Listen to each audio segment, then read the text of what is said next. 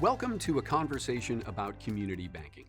I'm Steve Sievert with Pulse, the debit division of Discover Financial Services. And joining me today is Misti Mostiller, Executive Vice President, Director of Consumer Banking and Enterprise Innovation at Extraco Banks, headquartered in Waco, Texas. And Extraco has a bit of a unique background. It was founded way back in 1902 as a cotton warehousing company. Its name is an acronym for Exporters and Traders Compress. Of course, as you would imagine, a whole lot has changed since then.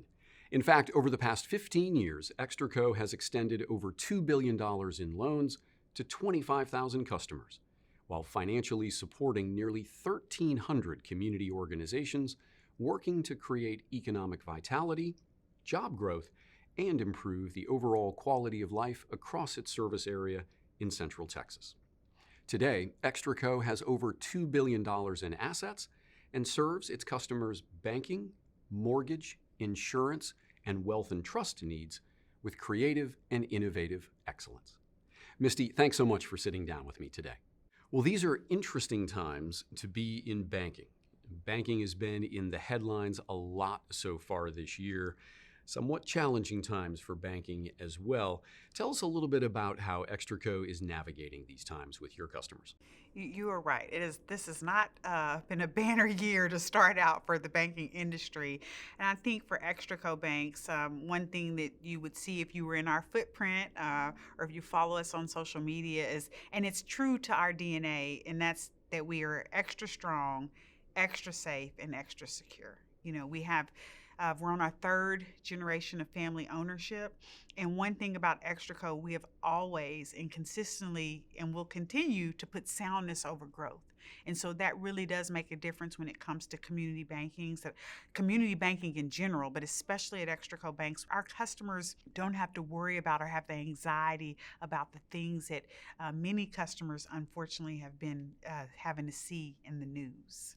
Soundness over growth, that has to resonate with your customers. Absolutely. And it's sometimes that can maybe not feel that well, right? When you're not in such a turbulent time for banking, but that our customers and then even our employees, they see that, especially in times like now, when it's such a dynamic landscape right now for banking and the uncertainty around it.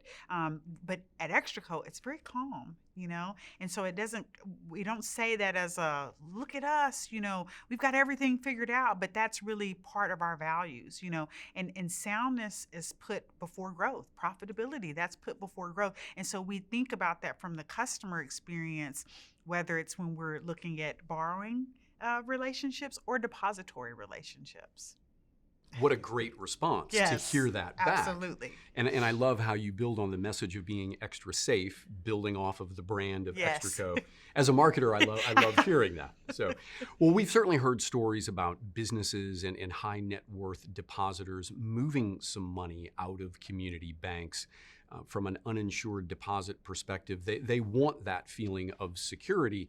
How has Extraco navigated that, where you've got maybe some higher deposits above the FDIC insurance threshold? How are you navigating that aspect of what's happening right now? That's a great question. I think, like many community banks, we're trying to see what our options are that we can find other partners that possibly we could bring to the table to help with that. The good thing is, again, part of our DNA, this is tactical, but at that onset of developing that depository relationship, you're really, how you structure the account can make all the difference in the world. And so, many of our customers, they see something on the news, it may startle them, whether we reached out to them or they reached out to us, and most of them kind of walked away feeling like, okay, I'm already there, but because of the way I structured the ownership and things like that. But for those ones that we are in those situations, we're working on like what our options can be in order to help them navigate like where's the best place, to place those funds that are over the insured amount, as well as get the best rate. Rate's always important. So this is a conversation about community banking. So I want to switch gears a bit and delve specifically into the community bank space. That's obviously where Extraco lives. What, in your opinion, is the role of a community bank in financial services today? Well, I think like many community banks, we live in the community. We're part of the community. Not to say that the other larger banks are not, because physically, obviously, they are there. But I think for Extraco, we really try to live out our mission to build people and businesses in the communities with creative and innovative excellence, right? And so that really is a deeper, targeted approach for us to really know what's going on in our communities and really be able to help our communities thrive, especially with those that are the businesses, the small businesses, the micro businesses. They're the heart and soul of the communities. And when you're a community bank, you're in the trenches, so to speak, with the customers, your neighbors with them. And so I think the role that community banks play is really for Extraco. Our role is really, like I said, to live out that mission, to build the communities that we're in, and not so that we get so big that you want to sell, right? Or that you're going to use those funds somewhere else in another community, but really to help our communities grow. And that we take great pride in that. There's an economic multiplying effect to that too, right? And so I think it's really powerful when you see community banks at the macro level. Our ownership and executive leadership, they take such great pride. One of the biggest success stories that they will tell you in the best years and the worst years is what we donate and what we contribute to in the community when it comes to like sponsorships, PR, board involvement. Those are the things, in addition to really helping with business loans and consumer loans. So I think there's a very diverse role that's very broad, and it has a powerful effect. Well, I want to go a little bit deeper on that topic because particularly with today, environmental, societal, governance issues being more important than ever, and for brands to really rally around those topics and stand for something more than just the bottom line impact to their businesses, I think this is a real opportunity for community banks to emphasize the community in everything that you just talked about. So how is Extraco, going beyond some of the things that you just mentioned a minute ago to potentially capitalize on what is a differentiator for its brand in Central Texas? Because you face a lot of competition today from fintechs, from neobanks, from others. Can the fact that you're a community bank be a competitive differentiator for you? I 100% agree that it can be a competitive differentiator. One of the things that our owner has really been heavily involved in us supporting is really like this kind of community builders approach, And when you think about that, you have employees. So our employees that are at the bank, they're involved in different community events, different organizations that are part of the community. They're that are aligned with our corporate values.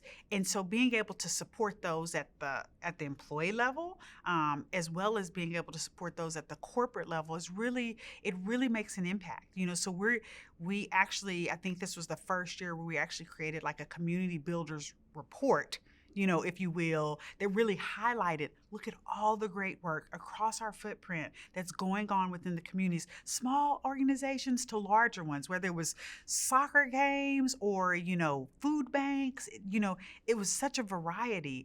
But I think that's and we are on the third generation of family ownership. And so our executive leadership take it very serious, like what we do in the community, and us being a part of the community. So I definitely think it's something that differentiates us from community banks within our footprint. And even we've had a lot of new pressure from larger banks kind of moving into our footprint, but we're local, and we've been here and we'll be here.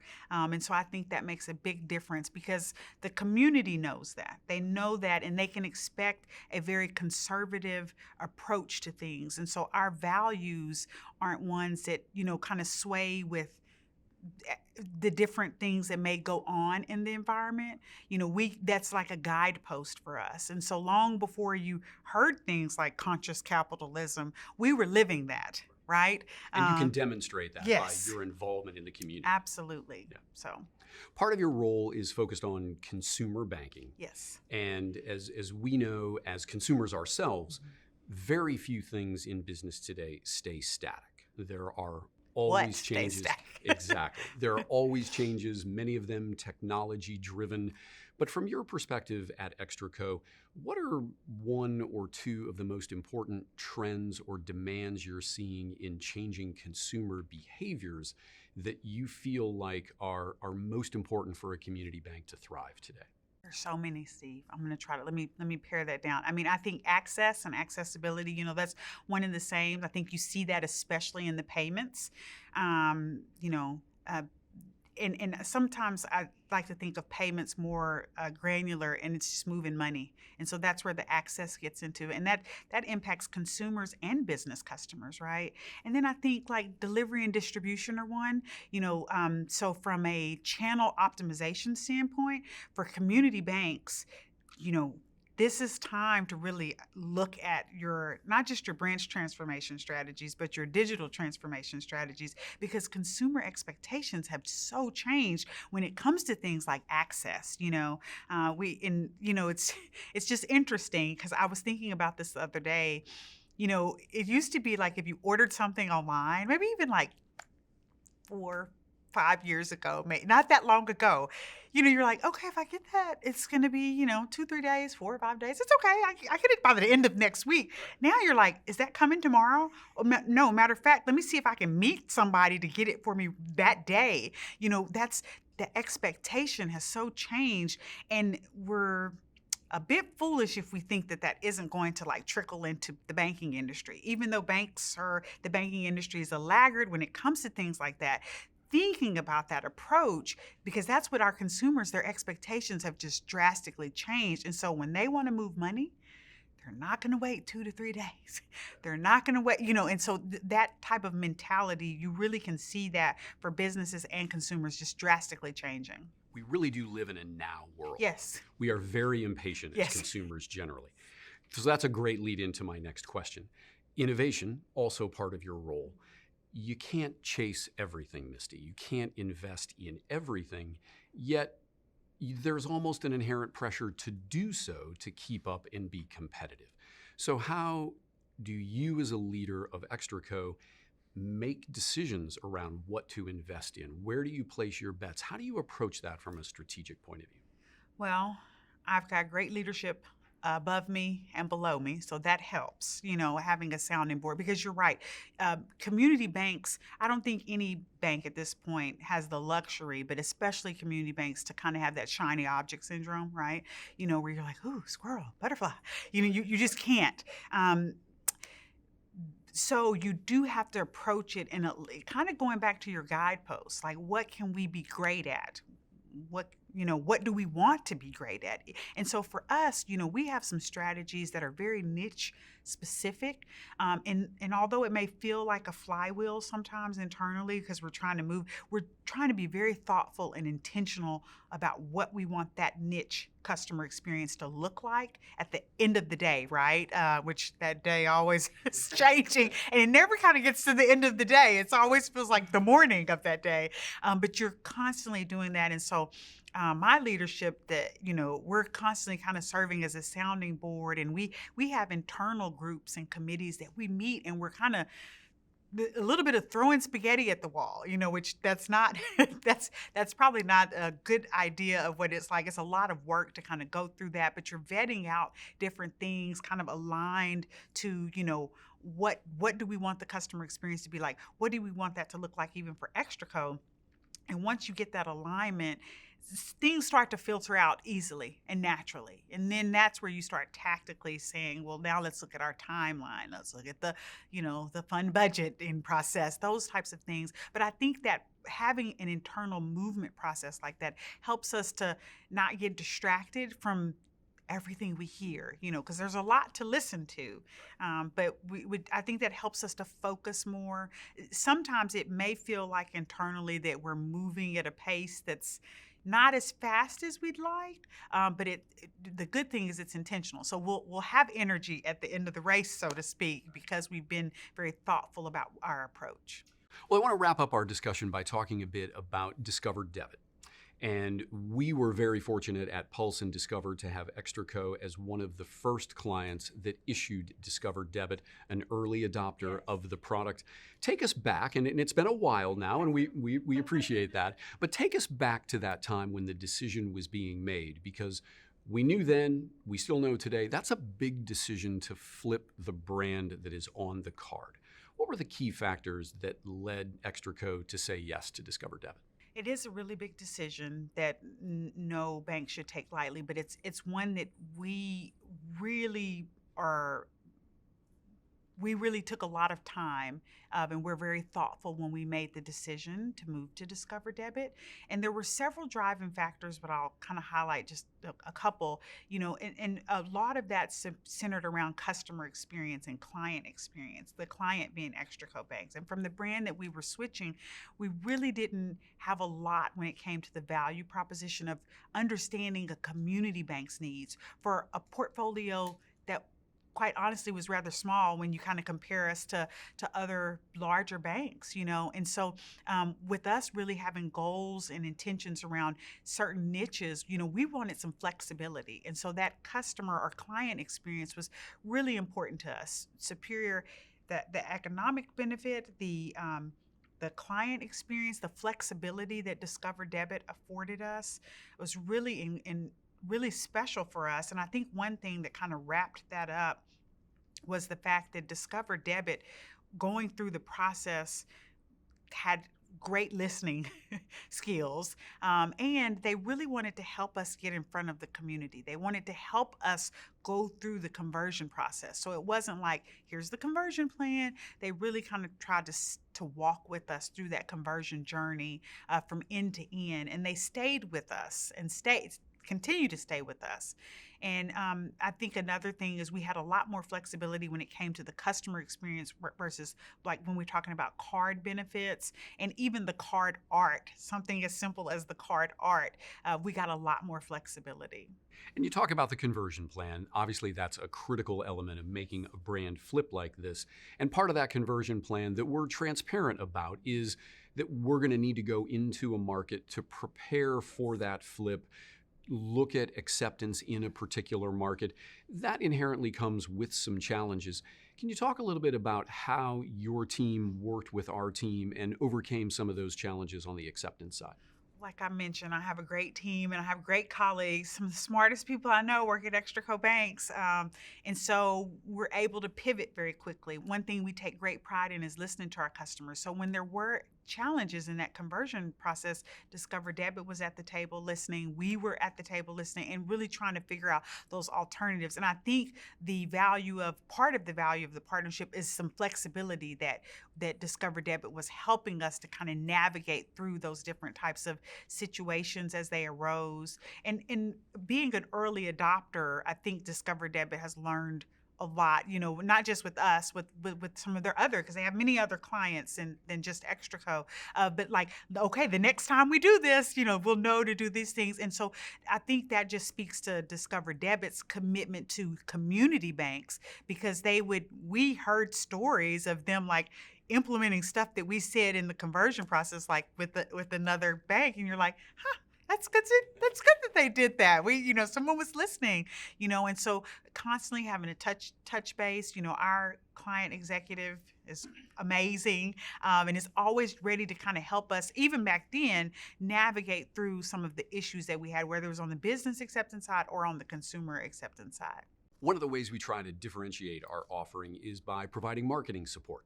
And we've had the pleasure of partnering with Extraco on a couple of different marketing initiatives. We've been in the community that you mentioned a minute ago, the importance of community.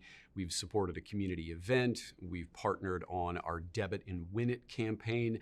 Can you just talk a little bit about how those initiatives have resonated with your cardholders and have been important to Extraco?